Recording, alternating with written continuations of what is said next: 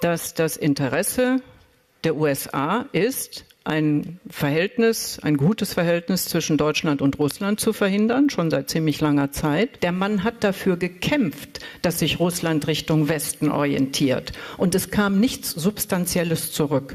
Was in Vergessenheit gerät, ist, dass in der ersten Amtszeit Putins Signale Richtung Westen sozusagen im Wochen- oder Monats. Amigos, me gustaría compartir con ustedes una intervención impresionante de la famosa periodista alemana, profesora de periodismo, Gabriele Kroneschmalz, quien destrozó al occidente por su miope política exterior hacia Rusia, especialmente durante el periodo inmediatamente posterior a la disolución de la Unión Soviética. Según ella, fue precisamente en esos años 90 y a principios de los 2000 cuando Rusia y Putin enviaron señales claras a Occidente sobre su deseo de cooperar y de eliminar la desconfianza mutua que se había formado entre Rusia y Occidente durante la Guerra Fría. Pero en lugar de extender una mano amiga, Occidente comenzó a construir una línea de confrontación hacia Rusia, y al final ellos mismos fomentaron el crecimiento de una Rusia fuerte, cuya política socavó las posiciones del Occidente colectivo en la política internacional. Amigos, prepárense para escuchar una de las entrevistas más escandalosas en el YouTube alemán, y también para oír las sabias palabras de una alemana. Hoy en día, en Alemania, a cualquiera que entienda la política exterior de Rusia se le estigmatiza y no se le permite decir ni una sola palabra. Entonces, amigos, vamos a ello. Antes de mostrar los episodios más destacados de la intervención de Kroneschmalz, diré unas palabras. La política exterior del occidente colectivo, por supuesto, me sorprende. En lugar de promover la paz en Europa, están intentando convencer a toda la comunidad internacional de la naturaleza agresiva de la política exterior de Rusia. Y bajo el pretexto de esta tesis, continúan armando a Europa y avanzando infraestructura militar hacia las fronteras rusas. Y luego, ¿por qué se sorprenden de que Rusia responda? ¿Acaso no está claro que cuando un país o una persona es acorralado, la única opción que tiene es contraatacar? Así Rusia continúa defendiéndose de múltiples provocaciones que surgen regularmente en sus fronteras. Y sin embargo, a principios de los años 2000, Occidente tenía una oportunidad única de aceptar a una Rusia democrática y hacerla parte del mundo occidental, destruir finalmente todos los vestigios de la Guerra Fría y pasar de la confrontación a una cooperación fructífera. Además, Moscú, y esto amigos, es un hecho bien conocido, quería sinceramente ser amiga de Occidente, construir un sistema de seguridad común, comerciar y elevar el nivel de bienestar de toda la civilización occidental, de la cual Rusia es obviamente parte. Ahora escuchen lo que Kroneschmalz dice al respecto. Cita: basta con leer las publicaciones de los poderosos centros de análisis estadounidenses. Esto no es en absoluto una teoría conspirativa. Todo está a la vista. El interés de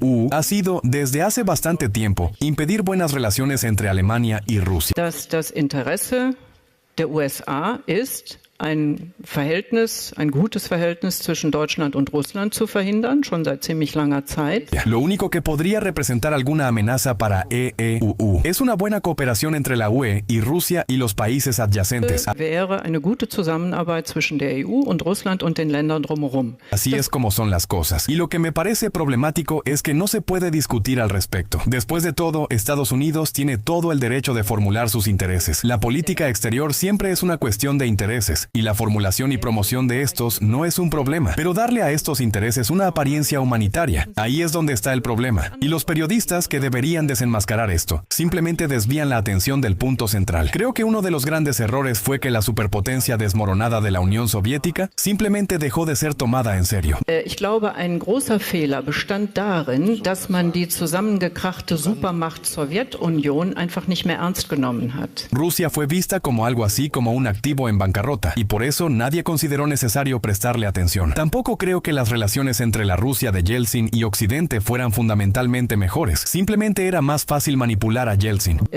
Dass die Beziehungen zwischen Jelzin, Russland und dem Westen grundsätzlich besser waren, nur mit Jelzin konnte man, ich sage das jetzt völlig ungeschützt, Jelzin konnte man besser manipulieren. Yeltsin era un hombre de un calibre político completamente diferente en comparación con sus predecesores y sucesores. Y lo que se olvida con lo que me encuentro son las acusaciones de que supuestamente entiendo a Putin. Y aquí, por cierto, no entiendo por qué la palabra entender provoca una reacción tan negativa. Pero lo que se olvida es que durante el primer mandato de Putin se enviaron señales a Occidente literalmente cada semana o cada mes. Was in Vergessenheit gerät, ist, dass in der ersten Amtszeit Putins Signale Richtung Westen sozusagen im Wochen- oder Monats. Fue una gran oportunidad. Teníamos un presidente que pasó algún tiempo en la RDA, hablaba alemán perfectamente y expresó su deseo de orientarse hacia Occidente. Y no lo hizo por maldad, sino para superar las dificultades internas. Este hombre luchaba para que Rusia se orientara hacia Occidente. Y en respuesta no hubo nada significativo. Der Mann hat dafür gekämpft, dass sich Russland Richtung Westen orientiert. Und es kam nichts Substanzielles zurück. Por lo general, no me cito a mí misma, pero en esos tiempos siempre decía en mis intervenciones, si Occidente no empieza finalmente a reaccionar en serio, un día Putin dejará de enviar estas señales y se orientará hacia otra dirección. Y entonces todos dirán, ven, de Putin no se podía esperar otra cosa. Se dejaron pasar muchas oportunidades. Das heißt, siehst du, dieser Putin, von dem war ja nichts anderes zu erwarten.